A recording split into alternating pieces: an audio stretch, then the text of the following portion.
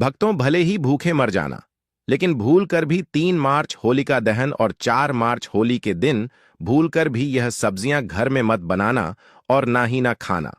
भक्तों, होलिका दहन या होली के दिन जिस घर में बने खाई जाती हैं, यह 7 प्रकार की सब्जियां उसे घर में हमेशा ही कंगाली गरीबी बनी रहती है। इस बार की होली पर गलती से भी मत खाना यह चीजें, वरना नवग्रह और माता लक्ष्मी होंगी इतनी क्रोधित कि आपका पूरा जीवन हो जाएगा बर्बाद। नमस्कार भक्तों, स्वागत है आपका एक ज्ञानवर्धक जानकारी के साथ। बात करेंगे कि वह कौन सी सब्जियां हैं जिन्हें भूलकर भी होलिका दहन और होली के पावन पर्व के दिन भूलकर भी नहीं बनना चाहिए, अन्यथा घर में कंगाली आना निश्चित है। भक्तों, इसलिए आज ही हो जाए सावधान, स्त्री पुरुष बच्चे भूलकर भी यह अनर्थ मत कर देना। भक्तों, आज की वीडियो को पूरा ही देख लेना, अन्यथा आपसे इतनी ज्ञानवर्धक जानकारी छूट जाएगी। आज हम आपको कुछ ऐसी विशेष गलतियों के बारे में बताने जा रहे हैं, वह कोई साधारण बात नहीं है। यह चेतावनी है, साक्षात भविष्य का संकेत है। आने वाली 2026 की यह होली केवल रंगों और खुशियों का पर्व नहीं है, बल्कि इस बार ग्रहों का एक ऐसा दुर्लभ, भयंकर और रहस्यमय जाल बुन रहा है जो पिछले कई 100 सालों में कभी नहीं देखा गया।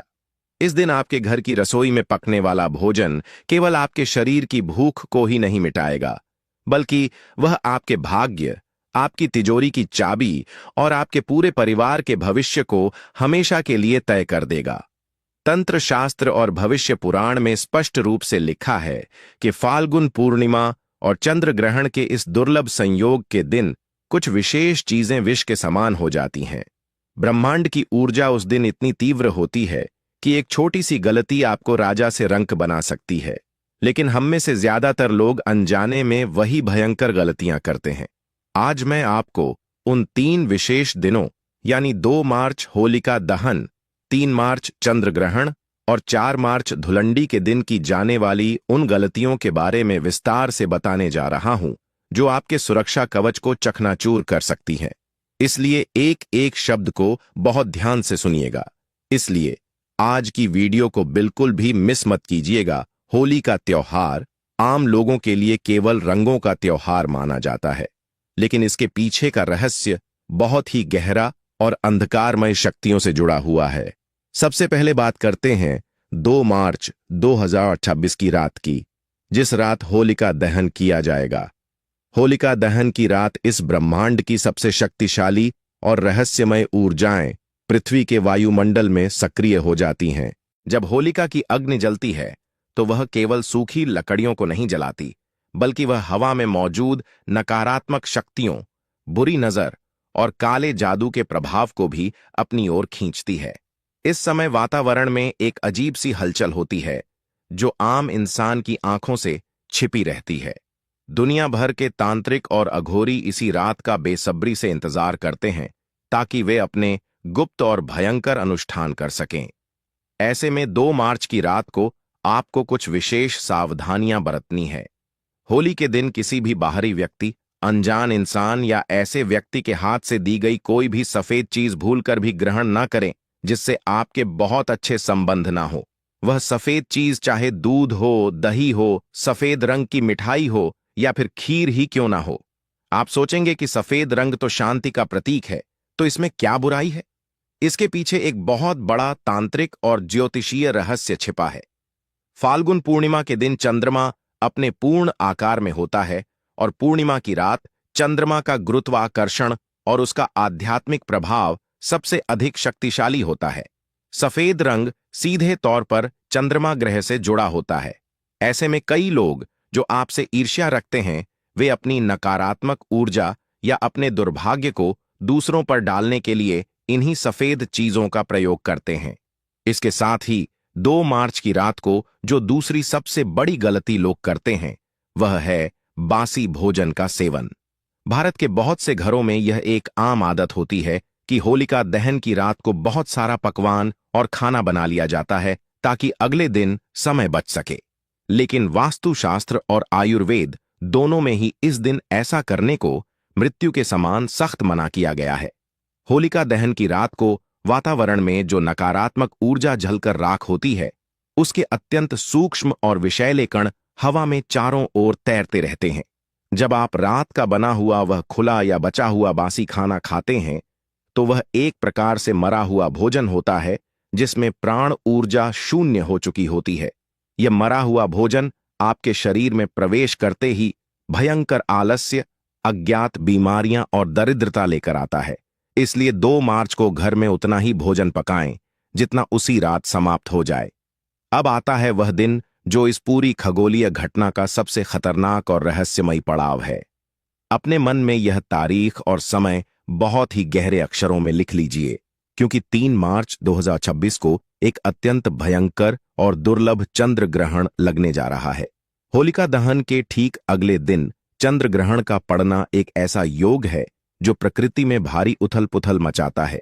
इस दिन ब्रह्मांड में राहु और केतु की पापी छाया चंद्रमा को पूरी तरह से ग्रस लेती है। यह कोई सामान्य दिन नहीं है, यह वह दिन है जब देवताओं पर भी संकट होता है। 3 मार्च 2026 को सुबह 6:20 से ही चंद्र ग्रहण का सूतक काल प्रारंभ हो जाएगा। सूतक काल वह समय होता है जब वातावरण में नकारात्मक ऊर्जा अपनी चरम सीमा पर पहुंच जाती है। मंदिरों के कपाट तक बंद कर दिए जाते हैं। यह सूतक काल और ग्रहण का यह भयंकर प्रभाव शाम को 6:47 तक रहेगा। भक्तों, इस बात को अपने दिमाग में अच्छी तरह से बैठा लीजिए कि 3 मार्च को सुबह 6:20 से लेकर शाम 6:47 के बीच आपको और आपके परिवार के किसी भी सदस्य को भूलकर भी अन्न का एक दाना या जल की एक बूंद भी ग्रहण नहीं करनी है। इस सूतक और ग्रहण के समय काल में भोजन पकाना और खाना दोनों ही घोर पाप माने गए हैं। आधुनिक विज्ञान भी अब यह मानता है कि ग्रहण के समय सूर्य और चंद्रमा की किरणें बाधित होती हैं, जिसके कारण वातावरण में ऐसे हानिकारक जीवाणु और पराबैंगनी किरणें पैदा होती हैं जो सीधे हमारे भोजन को दूषित कर देती हैं।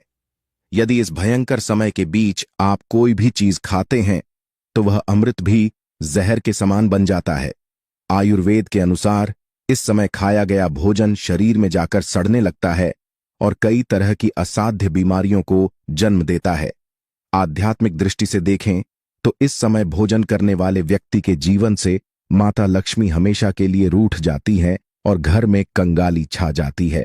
इसलिए सुबह 6:20 से पहले ही जो भी आवश्यक कार्य हो निपटा लें और फिर पूरे दिन भगवान के नाम का स्मरण करें, अपने इष्ट देव का ध्यान करें, महामृत्युंजय मंत्र का जाप करें, क्योंकि ग्रहण के समय किया गया जाप 1000 गुना अधिक फल देता है। जब 3 मार्च की शाम 6:47 पर ग्रहण पूरी तरह से समाप्त हो जाए, उसके बाद ही पूरे घर में गंगा जल का छिड़काव करें, खुद स्नान करें और उसके बाद ही अपनी रसोई में अग्नि जलाकर ताजा और शुद्ध भोजन पकाएं।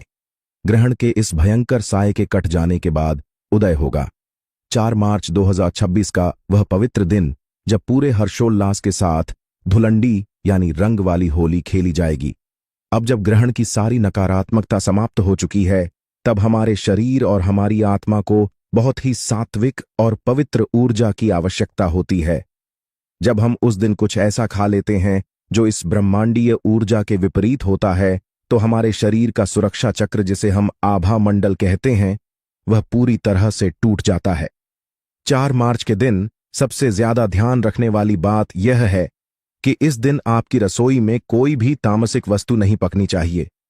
बहुत से लोग इस दिन मांस, मदिरा, लहसुन और प्याज का खुलकर सेवन करते हैं, लेकिन याद रखिए कि ग्रहण के तुरंत बाद के इस पवित्र दिन पर यदि आप इन घोर तामसिक चीजों का सेवन करते हैं तो आप साक्षात अपने ही विनाश को निमंत्रण दे रहे हैं।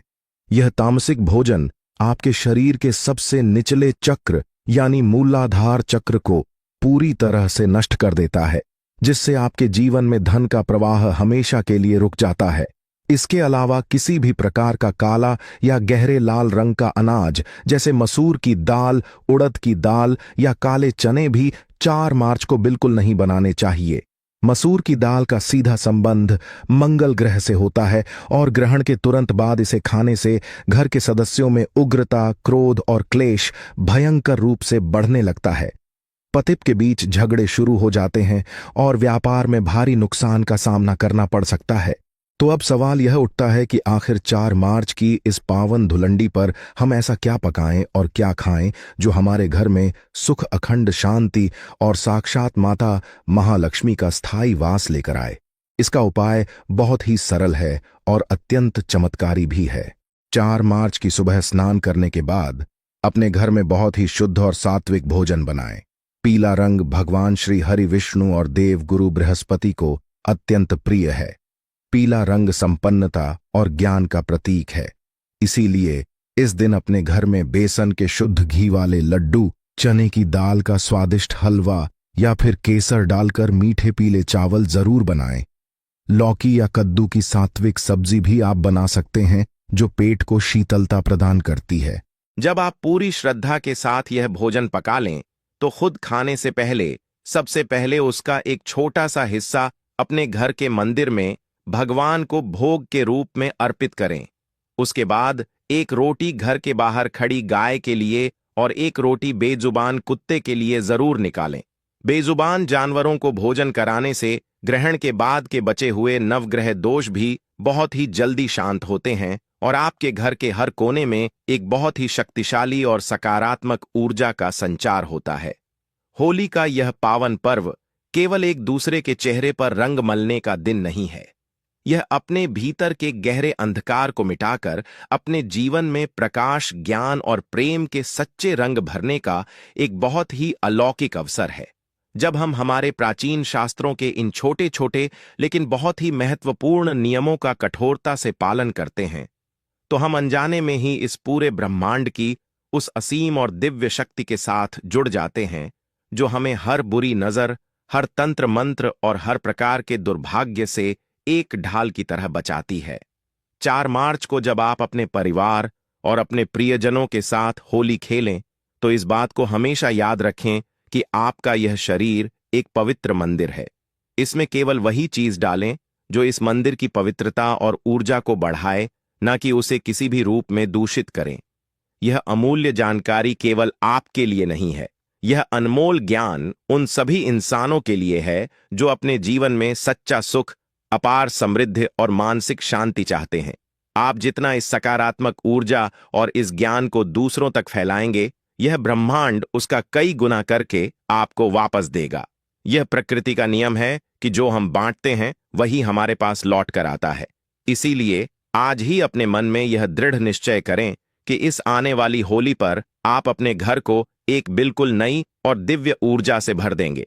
बुराई पर अच्छाई की इस ऐतिहासिक जीत को केवल बाहर ही नहीं बल्कि अपने भीतर भी गहराई से महसूस करेंगे। अगर आपके मन में इस विषय को लेकर कोई भी सवाल है या आप किसी अन्य रहस्यमय या आध्यात्मिक विषय पर कोई गहरी जानकारी चाहते हैं तो आप अपने विचार बेझिझक प्रकट कर सकते हैं।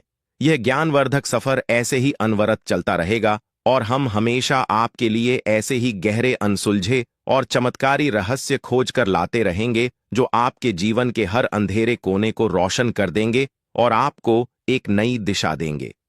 शास्त्रीय मान्यता है कि जो भी व्यक्ति इस फाल्गुन पूर्णिमा के व्रत को रख लेता है और स्नान दान करता है, उसे अंत समय में सीधे भगवान के धाम यानी कि बैकुंठ की प्राप्ति होती है। इस व्रत की विशेषता बताते हुए कहा गया है कि यदि कोई व्यक्ति किसी कारणवश व्रत नहीं भी रख सकता है, फिर भी यदि वह होलिका की पूजा आराधना करता एवं शास्त्रों में बताया गया सिर्फ यह एक स्नान दान का उपाय करेता है तो उसे भगवान श्री लक्ष्मी नारायण एवं माता लक्ष्मी जी का अद्भुत आशीर्वाद प्राप्त होगा। भक्तों, वीडियो में आगे बढ़ते हैं, लेकिन उससे पहले यदि आप इस पूर्णिमा तिथि पर अपने और अपने संपूर्ण परिवार के ऊपर भगवान श्री लक्ष्मी नारायण की असीम कृपा प्राप्त करना चाहते हैं तो कमेंट सेक्शन में ओम नमो नारायण लिखकर हमारे चैनल को सब्सक्राइब जरूर कर लें। साथ ही आप अपनी राशि भी कमेंट बॉक्स में जरूर लिख दें ताकि हम आपको आपकी राशि के अनुसार उपाय बता पाएं।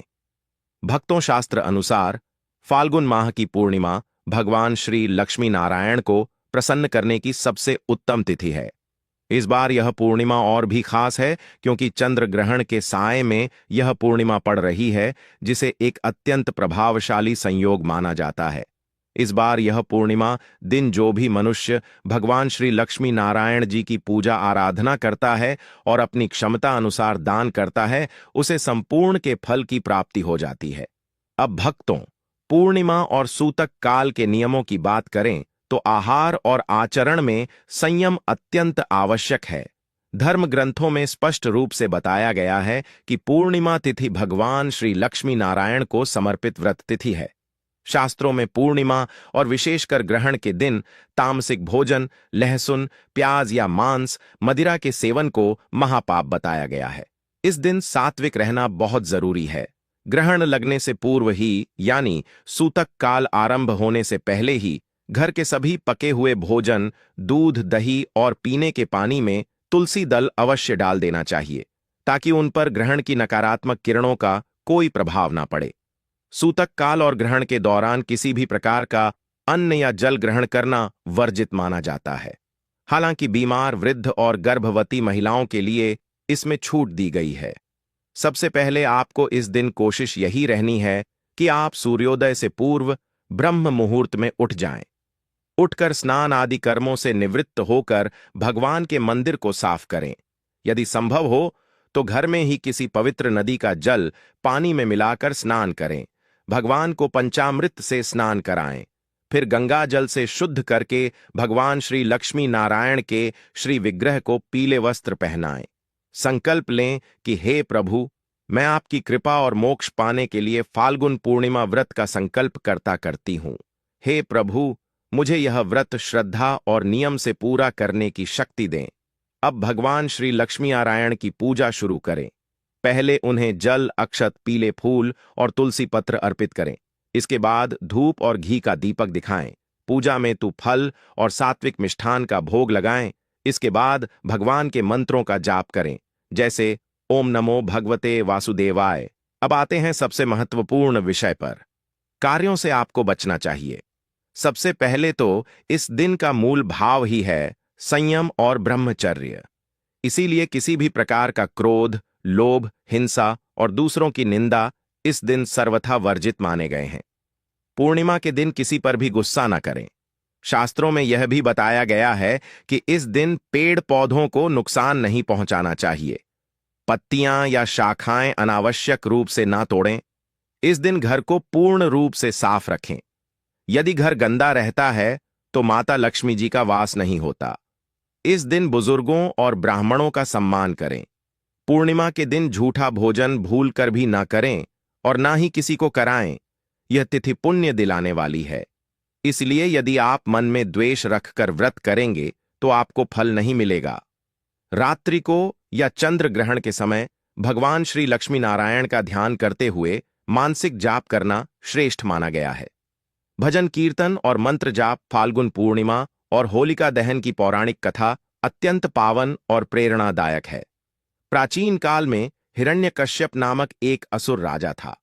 उसने कठोर तपस्या करके ब्रह्मा जी से ऐसा वरदान प्राप्त कर लिया था कि उसे न कोई नर मार सके, न पशु, न दिन में मरे, न रात में, न अस्त्र से, न शस्त्र से, न घर के भीतर, न बाहर।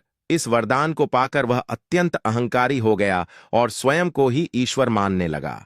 उसने अपने राज्य में भगवान श्री लक्ष्मी नारायण की पूजा पर पूर्ण प्रतिबंध लगा दिया। परंतु विधाता की लीला देखिए, उसी के घर में एक पुत्र ने जन्म लिया जिसका नाम प्रहलाद था। प्रहलाद जन्म से ही भगवान श्री लक्ष्मी नारायण का परम भक्त था। वह हर समय ओम नमो भगवते वासुदेवाय का जाप करता रहता था।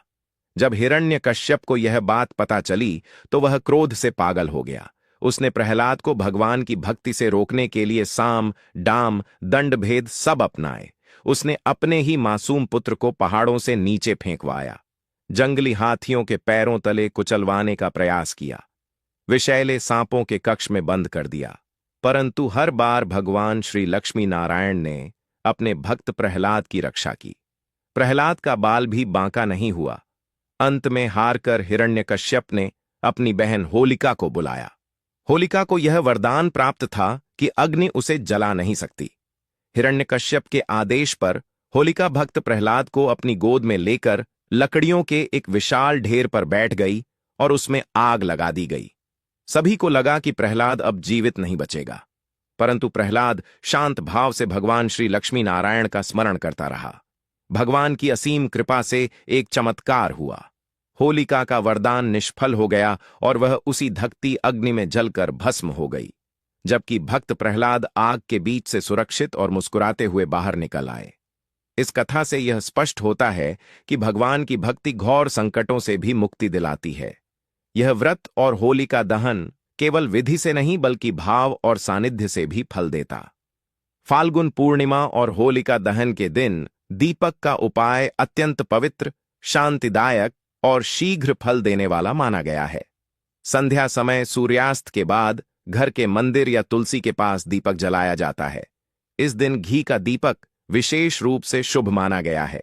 दीपक जलाते समय मन को शांत रखते हुए भगवान श्री लक्ष्मी नारायण का स्मरण करना चाहिए। यदि घर के मुख्य द्वार पर दीपक जलाया जाए तो मनुष्य के जीवन से रोग और दरिद्रता हमेशा के लिए समाप्त होने लगती है। यह उपाय विशेष रूप से उन लोगों के लिए फलदायी माना गया है जिनके स्वास्थ्य में अक्सर उतार चढ़ाव बना रहता है। इस दिन होलिका की अग्नि की परिक्रमा करना भी विशेष महत्व रखता है। परिक्रमा करते समय मन में कृतज्ञता का भाव रखें और भगवान से प्रार्थना करें कि जीवन की कठिनाइयां दूर हो तथा मन में स्थिरता और श्रद्धा बनी रहे। जिस प्रकार होलिका अग्नि में भस्म हो गई थी, उसी प्रकार आप भी होलिका की अग्नि में अपने भीतर के अहंकार, क्रोध, ईर्ष्या और सभी नकारात्मक विचारों को भस्म करने की प्रार्थना करें। परिक्रमा की संख्या अपनी श्रद्धा और सामर्थ्य के अनुसार रखी जा सकती है, लेकिन ध्यान रहे कि इसे जल्दबाजी में नहीं बल्कि भक्ति भाव से किया जाए। यदि संभव हो तो भक्ति भाव से विष्णु सहस्त्र नाम का पाठ या भगवान के नाम का निरंतर स्मरण करना चाहिए, क्योंकि नाम स्मरण ही सबसे सरल और श्रेष्ठ साधना है।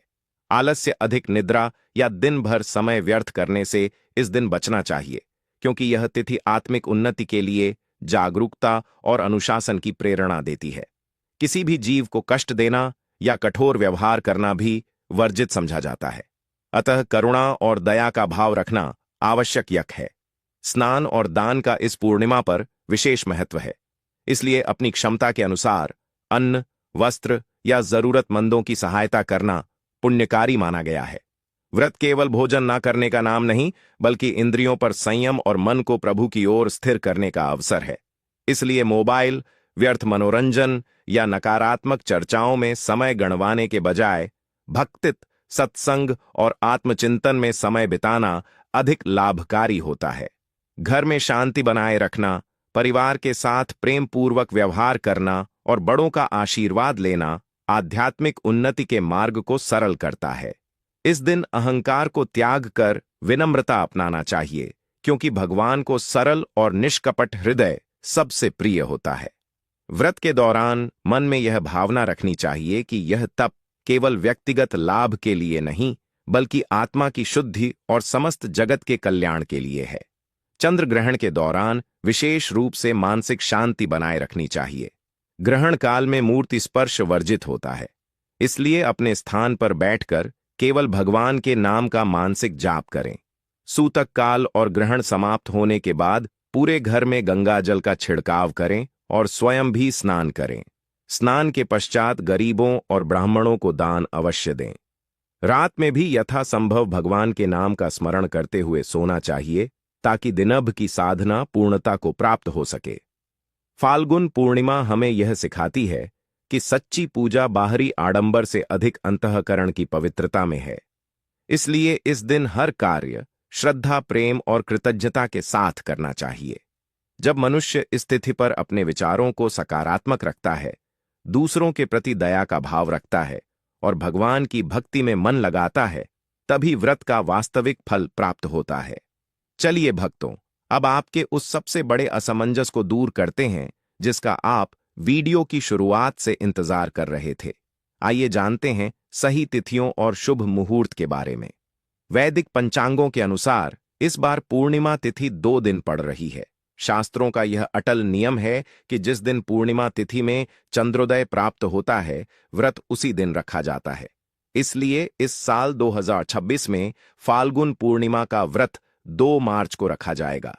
वहीं उदय तिथि के अनुसार पवित्र नदियों में स्नान और दान पुण्य करने का विशेष महत्व 3 मार्च को रहेगा, यानी स्नान दान की पूर्णिमा 3 मार्च को मनाई जाएगी। अब बात करते हैं होलिका दहन और चंद्र ग्रहण की। इस साल 3 मार्च को ही साल का पहला चंद्र ग्रहण लगने जा रहा है। धार्मिक मान्यताओं के अनुसार चंद्र ग्रहण लगने से लगभग 9 घंटे पहले ही सूतक काल आरंभ हो जाता है।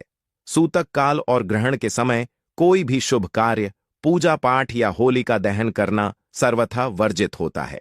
इसी चंद्र ग्रहण और सूतक काल के कारण इस बार 3 मार्च को होलिका दहन नहीं किया जा सकता। अतः शास्त्रों के नियम और पंचांग के अनुसार एक दिन पहले यानी 2 मार्च को ही रात के समय भद्रा पुच्छ काल के शुभ मुहूर्त में, जो कि रात 12:50 से लेकर रात 2 बजे तक रहेगा, होलिका दहन पूरे विधि विधान से संपन्न किया जाएगा। होलिका दहन के अगले दिन यानी 4 मार्च को रंगों वाली होली पूरे हर्षोल्लास के साथ मनाई जाएगी। 3 मार्च को ग्रहण समाप्त होने के बाद स्नान करके गरीबों को अपनी क्षमता के अनुसार अन्न या वस्त्र का दान देना बहुत शुभ माना जाता है। तो भक्तों, आप निश्चिंत होकर 2 मार्च को व्रत रखें और होलिका दहन करें। 3 मार्च को स्नान दान की पूर्णिमा मनाएं और ग्रहण काल में जाप करें और 4 मार्च को अपनों के साथ प्रेम से रंगों वाली होली खेलें। जब यह पूरी प्रक्रिया श्रद्धा, विनम्रता और प्रेम से की जाती है, तब मन को गहरी शांति मिलती है और जीवन में सकारात्मक परिवर्तन आने लगते हैं। यही इस पावन दिन का वास्तविक संदेश है कि ईश्वर का सच्चा अनुभव बाहरी कर्मकांड से अधिक भीतर की पवित्रता और निष्ठ भक्ति में छिपा हुआ है। और कौन सी गलतियां बिल्कुल नहीं करनी है। पहला कड़ा नियम खान पान से जुड़ा हुआ है। जब आप यह आहुति देने का संकल्प लें, तो आपको भूल कर भी किसी अन्य व्यक्ति के घर जाकर भोजन नहीं करना है। भविष्य पुराण के अनुसार इसका आध्यात्मिक अर्थ यह है कि जब आप किसी के यहां खाते हैं, तो आप अपना गुड लक और अपने संचित पुण्य उन्हें दे रहे होते हैं। आहुति वाले दिन केवल अपने घर का बना शुद्ध सात्विक भोजन ही ग्रहण करें।